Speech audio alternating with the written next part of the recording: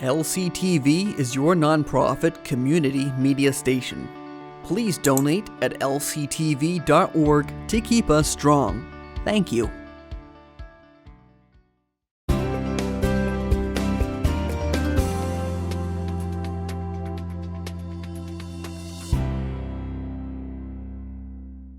Bangor Savings Bank has been investing in the communities in which we work and live since 1852.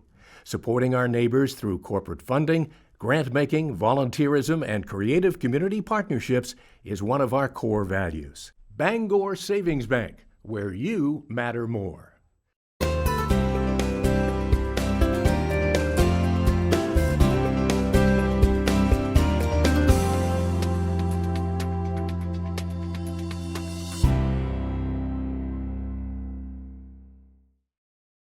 Hello everyone, I'm Larry Seidlinger and welcome to the LCTV studios, as today we have in the house Justin Chenette. He is from Sweetser and he is going to tell you folks at home and myself all about Sweetser and all the good work they do in the nonprofit community here in the state of Maine. So Justin, welcome to the studio. Thank you for having me. Well, this is kind of fun. So I know very little about TV, about Sweetser, Yep. But what I will tell you, I do know you look just like you do on the Sweetser ad on TV. Okay, good. Well, check. We check, like that. check. We got all those boxes checked. And so tell the folks at home, what is Sweetser? Sure. Well, Sweetser really envisions a world where mental health stigma is eliminated and access to treatment and recovery is possible for all. And we do that with a statewide network of community-based recovery, mental health, and educational services. So what does that mean? Well, it means for Lincoln County, we're the largest provider of mobile crisis services, meaning we come to you. If you dial that 988 number, which is a really great number to remember, you can text or call that number. It's national. If you're in the middle of a mental health crisis, you call or text that number, you'll be in touch with a mobile crisis team member from Sweetser or another provider across the state. And so what we do is we go out and meet folks where they're at. They could be under a bridge, they could be at home, they could be at work, at school, because a mental health crisis can happen in inopportune times and at any location at any time, right? Mm-hmm. And so that's really the heart of what we do, is really looking at a whole suite of different mental health treatment options that is really cultivated based on the individual needs of Maine children, adults, and families. And we served over 12,000 people last year alone. What is your role at Sweetser? I'm the Senior Director of Public Relations and Advancement, and my role is really to go out and spread the word about the work that we do, but also raise awareness for critical services, and then how do well, wait a minute, I'm supposed to be asking the questions Oh, okay. here. How do you fund it? That's a great question. Well, I would say the bulk of the people that we serve are on Maine Care. And so I think not only the fact that we served 12,000 children, adults, and families last year, the vast majority are on Maine Care, and so we rely heavily on state and federal funding. Some of our programs do rely on federal funding, and there's a lot of uncertainty right now, but we also rely on the generosity of communities, of businesses, and individuals who say, you know what, no one should be turned away from care. Right? Particularly mental health. And the need is so great. There are 10,000 people, 10,000 Mainers on a wait list today for mental health treatment and services. 10,000. I mean, just trying to wrap your head around that number. That's unacceptable. If 10,000 people were waiting for physical health services at a hospital, it would be on the front page of the paper. It would be on the evening news every night. But for mental health, it is what it is. And so we were just in Augusta yesterday at the State House advocating for additional funding and additional changes to help with our workforce challenges that we have in behavioral health. How do we expand treatment and services to more rural areas and more underserved areas? So we're out front as an organization for the entire system, for the entire state, not just for us as individuals and as an organization. How difficult is it dealing in these times, these uncertain times? And I don't care if it's at the state level, or the federal level, or the town level, county level. How difficult is it to get the word out of the importance of your mission? I think it's a challenge because not everyone sees, the benefit of why do you need funding or why do you need donations? Other charitable causes, it's a little bit more tangible. So when you talk about, cancer research or how do we find a cure for cancer, it's easier to be like, I want to put resources behind that. I want to fund that. But everyone can grapple with mental health challenges at any time in their lives, right? And I think the stigma is reducing slowly. I think we are seeing folks talk about it more. I think just having a conversation that we're having today is so impactful. And I'm even seeing, even younger and younger generations just being very open about their struggles and the fact that it's important for them. And so you're seeing employers try to match that need because they want to attract a solid workforce. So you see employers moving in the direction of how do they provide more mental health-based support. But there's still not parity in the system between mental health and physical health. And I think that plays a role in funding, that plays a role in how do we ask for donations and funding support. And so I think it's a constant battle. Getting people to understand that if your mental health is good, certainly your physical health will be better. Absolutely, and they're tied together. They're very tied together. And honestly, getting outside in nature, we're an outdoor state here, right? And so getting out in nature, feeling connected with something larger than yourself individually, improves your mental health. So, if you are exercising regularly, if you're eating right, if you're getting enough sleep, all of that plays a role in your mental health. Does it wave a magic wand? No, but it absolutely contributes to a better mental well-being. How long has Sweetser been around? I've heard the word Sweetser for years and not really paid much attention, just not in my world and had no need or didn't think I did. Maybe I did, I don't know. Some days as you sit there talking, I could have used these a few times in my life. Right. But seriously though, how long have you guys been around? Since the early 1800s, believe it or not. So we're coming up on our 200th year anniversary. How many organizations have been around for 200 years? It's hard to wrap your head around sometimes. Not TV. Yeah, before TV for sure, before Lincoln County TV. No, I think we actually started as a children's orphanage.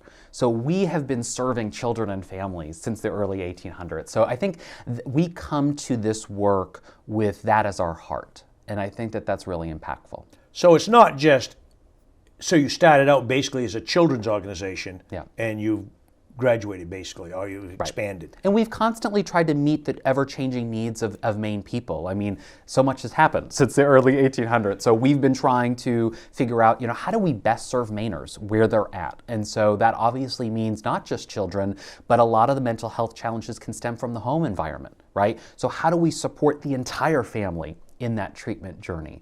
And then that leads itself to how do we serve adults and the adult population. So we serve all ages in a whole different range of different programs and services. Are you just in the Mid-Coast region? Are you all over the state of Maine, all of New England? Every corner of Maine. So You're a Maine organization. Maine organization. We have locations all across the state. We have locations in Rockland and Belfast and Winterport, but we also have our home base of operations is in Saco.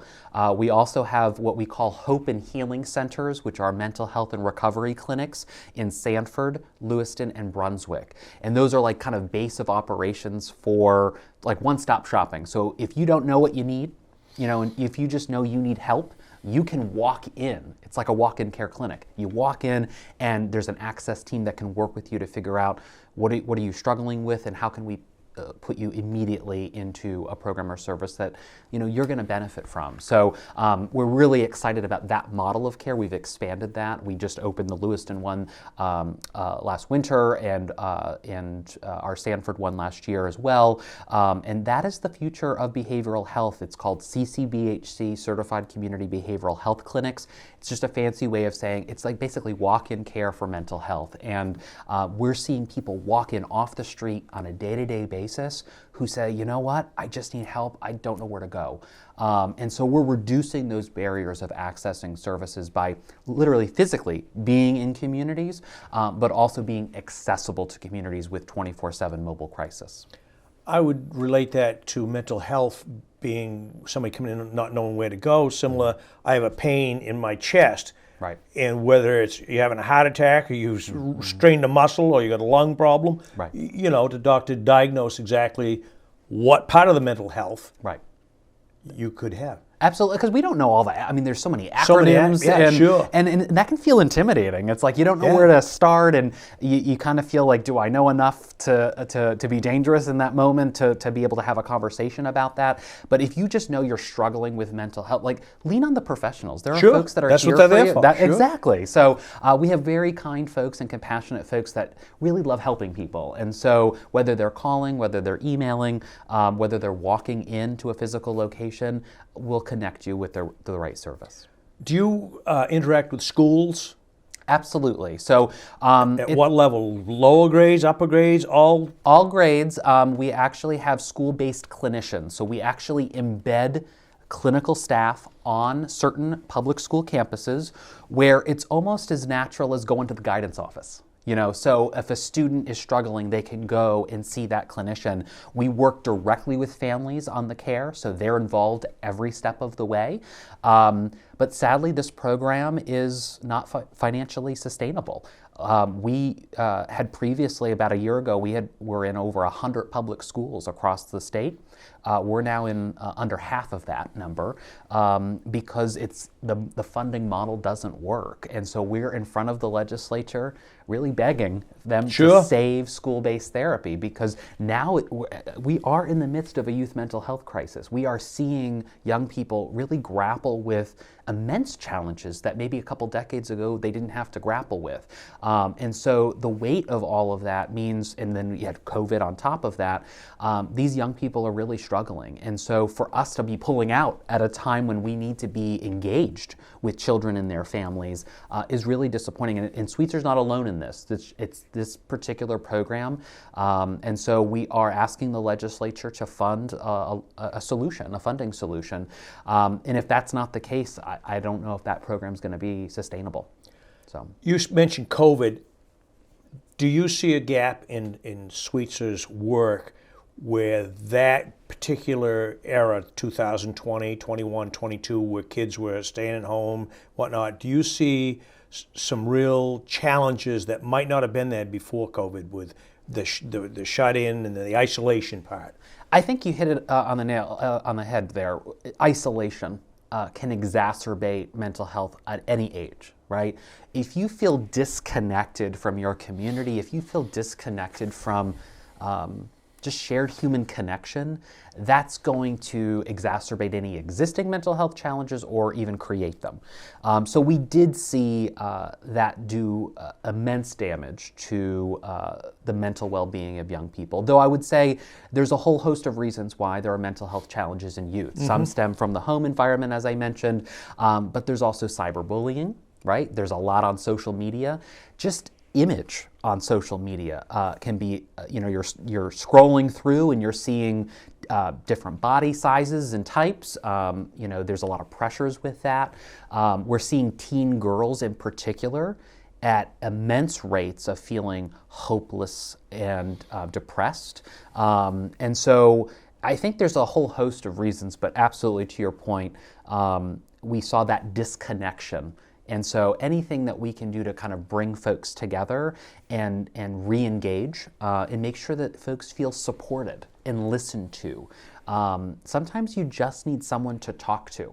And it's okay, whether you're a youth Absolutely. or otherwise, we Many times. many times, and you know what, in Maine, we're an aging state. We find a lot of seniors call our peer support line, for instance. It's a free service 24/7 with folks on the other end of the call that have lived experience with mental health and recovery challenges. And we get some frequent flyers. We get some folks that call on a more regular basis, and sometimes the conversations are just checking in. Yeah. And that's How you doing okay. today? Right, Yeah. exactly. And that does wonders for somebody, especially if they're disconnected from their family unit, or maybe their kids are gone, or they're just in a rural environment where there's not a lot of visitors. Anytime you're able to connect with another human being that way, incredibly impactful. So we're at Lincoln County TV. In Lincoln County, what is Sweetser's role? Absolutely. So we reach every corner of the state. So mobile crisis, I would say, is a great service for Lincoln County residents, and that's the 988 number. Text or call. Even if you feel like you don't know if you're in a crisis, I come back to like, do you know the acronyms? Do you know what you need? If you are immensely struggling, you're dealing with hopelessness and you're really going down a dark path and you're spiraling, call 988, text 988. There's a trained professional on the other end of that. Even if it doesn't warrant necessarily a crisis team coming out to you, there's support that can be had over text and call. I would also say eating disorders is something that we don't often talk about when we talk about mental health. It is actually one of the most deadly mental illness disorders that we have. And so that service can be done remotely. So anyone in Lincoln County could access eating disorder treatment through our New England Eating Disorders program. We obviously have general therapy, what I would consider like general therapy, so outpatient therapy, through our network of independent affiliates. So these are folks that have like hung up their own shingle, and we support them in that effort and we help promote where they're at. So you could go onto our website, Sweetser.org, and you can find therapists in your community and in your area. I would say there are a lot of folks on wait lists for general therapy in particular, but there's a lot of specialty programs, like eating disorders is one, that have openings today. So I think that's why lean on professionals. We can sort of figure out the pieces of the puzzle. We can kind of figure out based on your needs, based on what you're struggling with, where are there openings for services and how best can we support you. So a number that jumped out at me in your research that you'd sent me was 387 calls in Lincoln County last year alone. Absolutely. That's better than one a day. Yeah. That's one a day or more every single day of the year, Saturday, Sunday, whatever. Absolutely. That's incredible. Absolutely. The need, is just the need. The need is everywhere. And I think, sometimes folks think, oh, that need is not in our area, or that our need is not in our community, but it absolutely is. And so when you look at the numbers, not just for Lincoln County, but in every area across the state, as you get more rural, it's harder to get access to services. And so I think we're constantly thinking about how do we meet that need. And so, our work is to try to expand access as best we can. And I think mobile crisis is a good sort of way to really triage the most difficult circumstances. But the hope is that you're getting the kind of care that you need on a more regular basis so it doesn't get to the crisis level. I think that that's the most important. So I'm going to ask you this question. In southern Maine, not quite so prevalent, but in rural Maine, certainly, hospitals are closing at an alarming rate. Whether it be the maternity wards or the whole hospital completely shutting down. I mean, Waterville just lost a hospital. In Belfast area, they closed the birthing, the maternity ward, and hospitals are.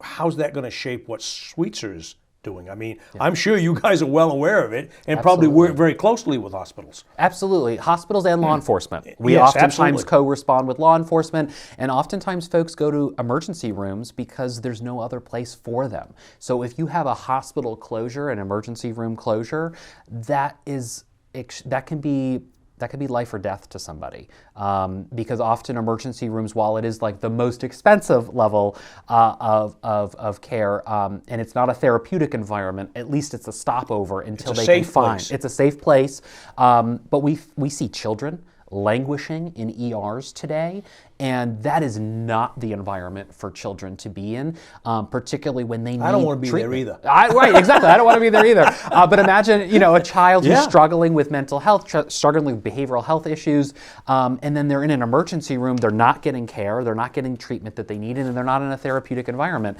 So it can be scary. There's a lot of things that, and it's expensive. It's expensive for taxpayers. It's expensive for the hospital. It's expensive for the entire system.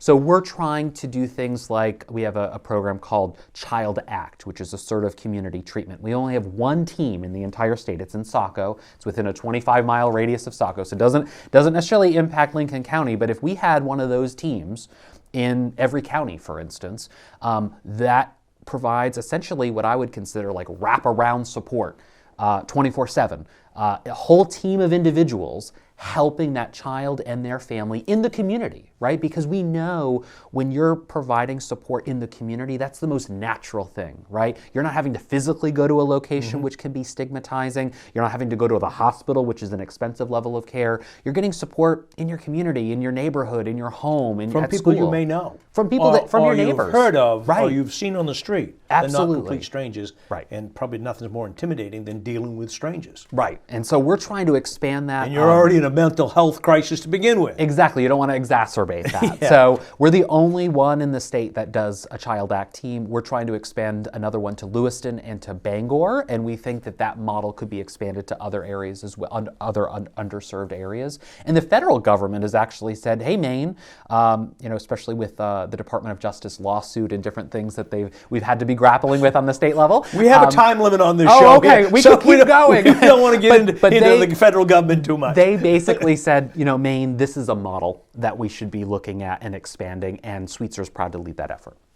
Do you have, I want to go to like the AA support groups, but do you have peer groups or support groups where people can just come in and discuss their issues with somebody in a peer group? Absolutely. We integrate peers with a lot of our programs. And when I say peers, I mean individuals with lived experience with mental health. Yeah, I don't want to say misery loves company, but that's kind of a short way of looking at it. Well, it's authentic conversation. It's authentic, right? That's right. They've been there, and that way you're not being preached to. You're being really listened to, right? From a level of understanding that you're not going to get from somebody who hasn't had those experiences. So that's why we find we had nearly 31,000 calls to our peer support line, and that's free. You don't have to give your name. You don't have to give insurance. There's no money transaction.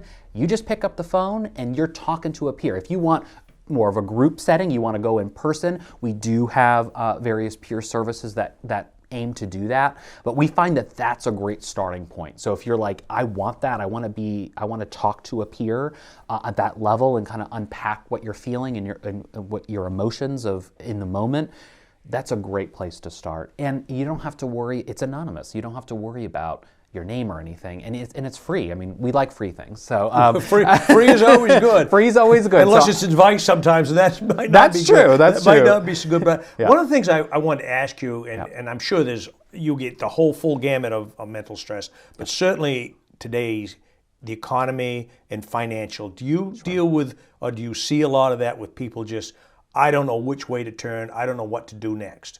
Yeah. Do you have the resources to connect them with, they may not be struggling with relationships, so to speak, or internally that's just dealing with, I don't know what to do financially, how I'm going to buy groceries this week. Right. I'll pay the bills. We even find folks, absolutely, we even find folks that that can't afford the treatment that they're coming to us for. And so we actually provide on average about $1 million worth of care to individuals who can't afford it. So that's sizable, $1 million, and it has to come from somewhere, right? Sure. So that speaks to both our organizational values, but it also speaks to the need across the state. I mean, $1 million worth of free care is a big number. And so we do lean on folks helping to contribute to, we call it the Mental Health Matters Fund, but basically you can help fuel therapy for folks in your community, in your county that need help, and we don't want to turn them away, because if we turn them away, guess what ends up happening? They go down darker paths, right? So the more we can help them along their journey, their healing journey, the better off society is going to be, our communities are going to be, and so I think that is a really important thing that we do on a regular basis. We can also, through targeted case management, help that individual get connected with other services. So like if you would call 211, for instance, and get connected with, how do I get general assistance? How do I access the food pantry in my community? We do see folks that need more holistic approach to their support, because if you're concerned about the roof over your head, if you're concerned about feeding yourself or your family,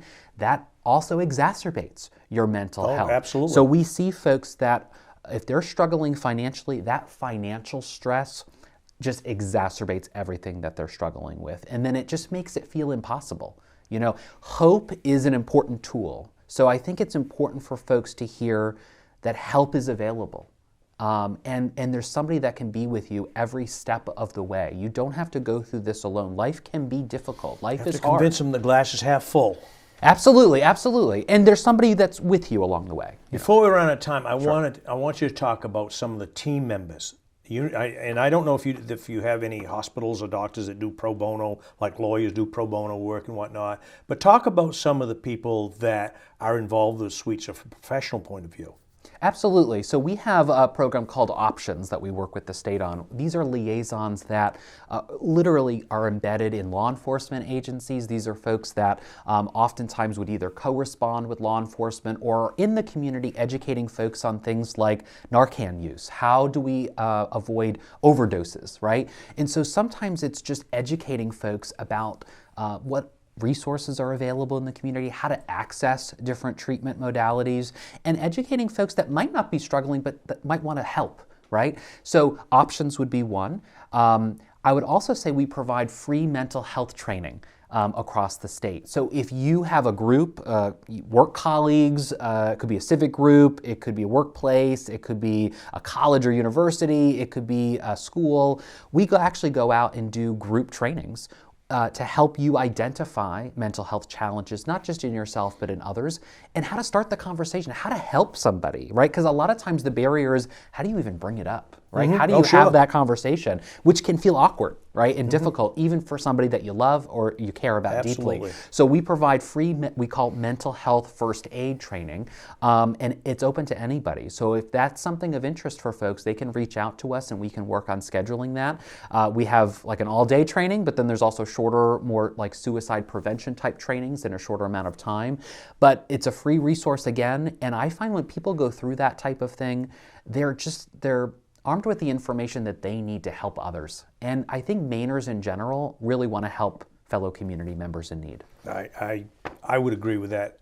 One quick question. When we had the crisis in Lewiston a year and a half ago there, how important was it for Sweetser to be like boots on the ground to help with those folks? Yeah, we had been serving Lewiston for decades. We had multiple locations in Lewiston, so we were serving the community already, and that was an immense struggle for everybody. I mean, even the staff that we were deploying into the community, I mean, they live there. This is their community. Nothing's more painful than seeing a neighbor struggle. Oh my gosh. Or your own. And I think we're still grappling with the after effects, but we deployed, mobile crisis teams to support individuals. This is why we opened the Hope and Healing Center in Lewiston to really transform care in Androscoggin County. I mean, we're able to serve 750 more people in Androscoggin County, particularly in the Lewiston area, because we opened that center.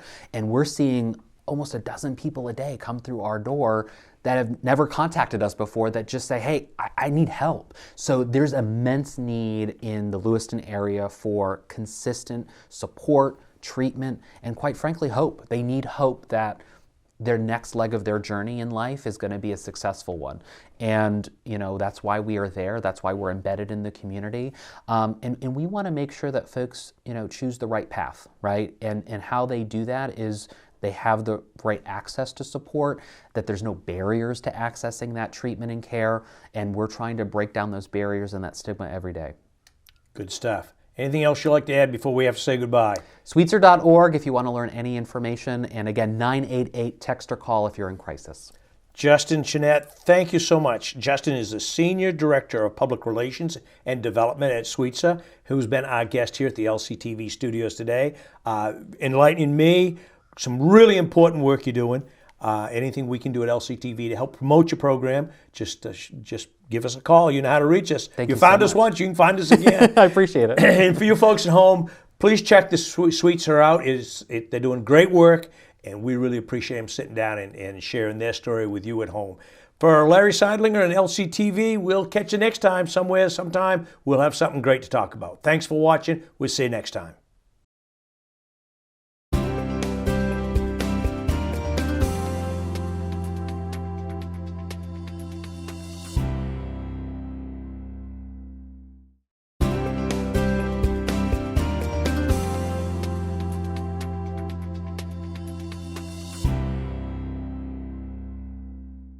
Bangor Savings Bank has been investing in the communities in which we work and live since 1852.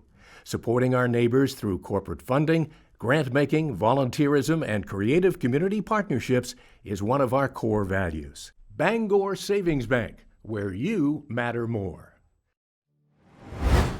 LCTV is your nonprofit community media station. Please donate at lctv.org to keep us strong. Thank you.